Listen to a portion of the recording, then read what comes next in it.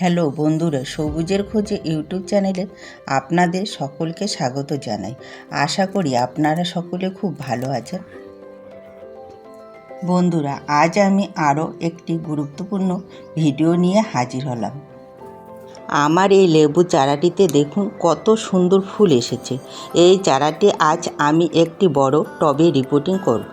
আপনারা একটু ধৈর্য ধরে দেখতে থাকুন আমি কিভাবে লেবু চারাটিকে রিপোর্টিং করি। আশা করি ভিডিওটি না টেনে শেষ পর্যন্ত দেখবেন।